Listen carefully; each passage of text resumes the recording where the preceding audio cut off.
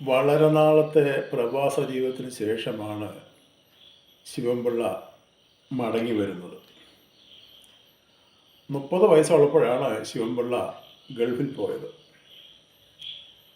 അന്ന് തനിക്ക് 3 മക്കളായിരുന്നു, 2 പെണ്ണും ഒരാളും. ശിവൻപിള്ള പോയതിന് ശേഷം പല പ്രാവശ്യം നാട്ടിൽ വന്നു മടങ്ങിപ്പോയി. ശിവൻപിള്ളയ്ക്ക് പോകുവാൻ പൈസ ഇല്ലാഞ്ഞിട്ട് 15 സെൻറ്റ് സ്ഥലവും ഒരു വീടും ഉണ്ടായിരുന്നത് പണയപ്പെടുത്തിയിട്ടാണ് ശിവൻപിള്ള ഗൾഫിലേക്ക് പോയത്. അവിടെ ചെന്ന് ശിവൻപിള്ള ജോലി ചെയ്ത് ആ കടങ്ങളൊക്കെ വീട്ടി. നാട്ടിൽ ശിവൻപിള്ള നല്ലൊരു ഇലക്ട്രീഷ്യനായിരുന്നു. അപ്പം കുടുംബത്തിൻ്റെ പ്രാരാബ്ദങ്ങൾ മാറുവാനും കുടുംബത്തിൽ അല്പം സ്വല്പം സമ്പാദ്യം ഉണ്ടാക്കുവാനും തൻ്റെ മക്കൾക്ക് ആവശ്യമുള്ള കാര്യങ്ങളൊക്കെ ചെയ്യുവാൻ വേണ്ടിയാണ് ശിവൻപിള്ള ഗൾഫിലേക്ക് പോയത്. ശിവൻപിള്ളയുടെ ആഗ്രഹം പോലെ തന്നെ ഗൾഫിൽ ചെന്ന് നല്ല ജോലി കിട്ടി. ജോലിയിൽ നല്ല ശമ്പളമായി. വീട്ടിലെ അവസ്ഥകളും സ്ഥിതികളൊക്കെ മാറി. മക്കൾ വളർന്നുകൊണ്ടിരുന്നു. മക്കൾ പഠിക്കുന്നവരാണ്, 3 പേര്, 2 പെണ്ണും ഒരാണും. എന്നാൽ ശിവൻപിള്ള പോയതിന് ശേഷം പല പ്രാവശ്യം വന്നു പോയപ്പോൾ ഒരു കുഞ്ഞു കൂടി ശിവൻപിള്ളയ്ക്ക് ജനിച്ചു. അതും ഒരു പെൺകുഞ്ഞാണ്. അങ്ങനെ 4 മക്കളാണ് ശിവൻപിള്ളയ്ക്കുള്ളത്. മക്കളെ നല്ല രീതിയിൽ പഠിപ്പിക്കണം, മക്കൾക്ക് നല്ല ആഹാരം കൊടുക്കണം, അവർക്ക് നല്ല വസ്ത്രങ്ങൾ വേണം. ഇതൊക്കെ ശിവൻപിള്ളയുടെ ആഗ്രഹങ്ങളായിരുന്നു. ശിവൻപിള്ള ഭാര്യ വളരെ ബുദ്ധിമുട്ടിലാണ് മക്കളെ ആദ്യമേയൊക്കെ വളർത്തിയത്. എന്നാൽ ശിവൻപിള്ള ഗൾഫിൽ പോയി അവിടുന്ന് പണം അയച്ചു തുടങ്ങിയപ്പോൾ തൊട്ട് ശിവൻപിള്ള ഭാര്യയുടെ മട്ടും ഭാവമൊക്കെ മാറി. താനൊരു ഗൾഫുകാരൻ്റെ ഭാര്യയാണെന്നുള്ളതായ ആ ഒരു ഹുങ്ക് ഈ ശിവൻപിള്ളയുടെ ഭാര്യയ്ക്ക് മനസ്സിലുണ്ടായിരുന്നു. മക്കൾക്കും മക്കളുടെ സാഹചര്യമൊക്കെ മാറി. മക്കൾ വളർന്നു, മക്കളെ പഠിച്ചുകൊണ്ടിരിക്കുന്നു. അവരാവശ്യപ്പെടുന്നതൊക്കെ ഈ ശിവൻപിള്ള അവിടുന്ന് പണം അയച്ചു കൊടുത്തിട്ട് ഭാര്യയോട് പറയും അവർക്ക് ആവശ്യമുള്ളതൊക്കെയും മക്കളെ വാങ്ങിച്ചു കൊടുക്കണം, അവരുടെ കാര്യങ്ങളൊന്നും മുടക്കരുത്. മക്കൾക്ക് വേണ്ടിയാണ് ഞാൻ ഈ നാട്ടിൽ കിടന്ന് കഷ്ടപ്പെടുന്നത്, ഈ മണലാരണ്യത്തിൽ ഈ ചൂടിൽ കിടന്ന് കഷ്ടപ്പെടുന്നത് മക്കൾക്ക് വേണ്ടിയാണ്. അതുകൊണ്ട് അവരുടെ കാര്യത്തിന് ഒരു മുടക്കവും വരരുത്. അങ്ങനെ ശിവൻപിള്ള ഭാര്യയെ വിളിച്ച് എല്ലാ വിവരങ്ങളും പറയുമായിരുന്നു.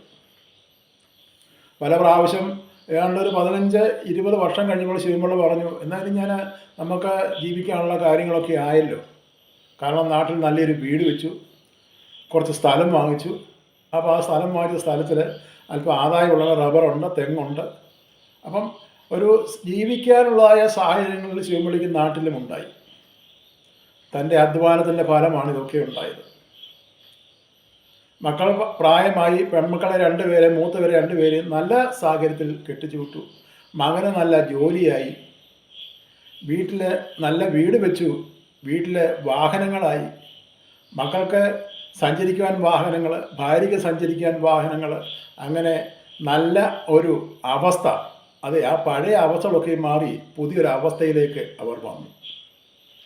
ശിവൻപിള്ള നാട്ടിൽ വരുമ്പോൾ പറയും, ഇനിയും ഗൾഫിൽ കിടന്ന് എന്തിനാണ് ഞാൻ ഇനി കഷ്ടപ്പെടുന്നത്? ഇനിയും നമുക്ക് നാട്ടിൽ നമുക്ക് ജീവിക്കാനുള്ള ചുറ്റുപാടൊക്കെ ആയില്ലയോ, ഞാൻ ഇനിയും എൻ്റെ ജോലി മതിയാക്കി ഇനി പോരുക എന്ന് പറയുമ്പോൾ ശിവൻപിള്ളയുടെ ഭാര്യ പറയും, എന്തിനാണ് ഇവിടെ വന്നിട്ട് ചുമ്മാ വീട്ടിൽ ഇരിക്കുന്നത്? ഗൾഫിലാകുമ്പോൾ നമ്മൾ മാസം തോറും ശമ്പളം കിട്ടത്തില്ലേ, നമുക്ക് പിന്നെയും നമ്മുടെ സമ്പാദ്യം വർദ്ധിക്കത്തില്ലയോ? അങ്ങനെയൊക്കെ ശിവൻപിള്ള പറയുമ്പോഴേക്കും ശിവൻപിള്ളയുടെ ഭാര്യ പറഞ്ഞ് ശിവൻപിള്ളയെ സോപ്പിട്ട് നിർത്തുമായിരുന്നു. മക്കളാണ് പറഞ്ഞാലും അച്ഛന് അവധിക്ക് വരുമ്പോൾ ഈ മക്കളും ഭാര്യയൊക്കെ ശിവൻപിള്ളയോട് വളരെ സ്നേഹമായിട്ടാണ് പെരുമാറിക്കൊണ്ടിരിക്കുന്നത്. അപ്പോൾ ശിവൻപിള്ള അവർക്ക് എൻ്റെ മക്കളും എൻ്റെ ഭാര്യയൊക്കെ എത്ര സ്നേഹമായിട്ട് എന്നോട് പെരുമാറുന്നത്. അപ്പം ഞാൻ കിടന്ന് കഷ്ടപ്പെടുന്നതിൻ്റെ ആ ഒരു നന്ദി അവർക്കുണ്ടല്ലോ, ആ സ്നേഹം അവർക്കുണ്ടല്ലോ. അതൊക്കെ ഓർത്ത ശിവൻപിള്ള കുറച്ച് കാലം കൂടെ ഗൾഫിൽ പിന്നെയും കഴിഞ്ഞു. അവസാനം ശിവൻപിള്ള തീരുമാനിച്ചു, 40 വർഷത്തോളം ആകുന്നു ഇനിയും ഈ ഗൾഫിൽ കിടന്ന്, ഈ ചൂടിൽ കിടന്ന്, ഈ മണലാരണ്യത്തിൽ കിടന്ന് ഞാൻ ഇതിനാണ് കഷ്ടപ്പെടുന്നത്. ഇനി നാട്ടിൽ ചെന്നിട്ട് ഭാര്യയോടെയും മക്കളുടെയും ഒത്ത് സന്തോഷമായിട്ടും സുഖമായിട്ടും ജീവിക്കണം. അതാണ് ശിവൻപിള്ളയുടെ ആഗ്രഹം. അങ്ങനെയാണ് ശിവൻപിള്ള ഭാര്യയെ വിളിച്ച് പറഞ്ഞു, ഞാൻ അടുത്ത മാസം അങ്ങ് നാട്ടിൽ വരികയാണ്. ഇവിടുത്തെ ജീവിതം മടുത്തു. കാരണം നാട്ടിൽ വന്ന് നിങ്ങളോടൊക്കെ ഒത്ത് കുടുംബമായിട്ട് ജീവിക്കാൻ എനിക്ക് വളരെ ആഗ്രഹമാണ്. അതുകൊണ്ട് നാട്ടിൽ മടങ്ങി വരികയാണെന്ന് പറഞ്ഞു. അന്നേരം ഭാര്യ പറഞ്ഞു, എന്തിനാണ് ഇപ്പോഴേ വരുന്നത്? കുറച്ചുകൂടെ അവിടെ ജോലി ചെയ്തിട്ട് കുറച്ചുകൂടെ പണമായിട്ട് വന്നാൽ പോരായോ? അപ്പം ശിവൻപിള്ള പറഞ്ഞു, അത് പാടില്ല, അത് ഒക്കത്തില്ല. കാരണം ഇത്രയും വർഷമായിട്ട് 40 വർഷമായിട്ട് ഞാൻ ഈ നാട്ടിൽ കിടന്ന് കഷ്ടപ്പെടുകയില്ല. അതുകൊണ്ട് ഞാൻ ഈ നാട്ടിൽ മടങ്ങി വരിക. അങ്ങനെ ശിവൻപിള്ള തീരുമാനമെടുത്തു.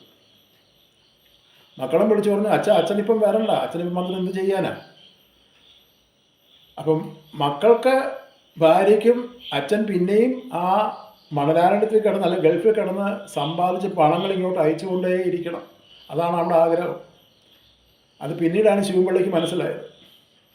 അങ്ങനെ ശിവൻപിള്ള അവസാനം തീരുമാനമെടുത്തു, ഇനി നാട്ടിലേക്ക് മടങ്ങിപ്പോവുകയാണ്.